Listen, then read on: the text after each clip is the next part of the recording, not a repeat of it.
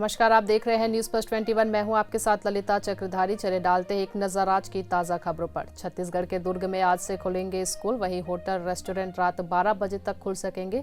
धरना, जुलूस और रैलियों पर जारी रहेगा प्रतिबंध। छत्तीसगढ़ के सीएम हाउस के पास आत्मदाह का प्रयास, देर रात पेट्रोल लेकर पहुंचा था युवक। पीएम ने दिल्ली के रविदास विश्राम धाम में श्रद्धालुओं के साथ झांझ बजाई, कहा ये मेरे लिए बेहद खास पल।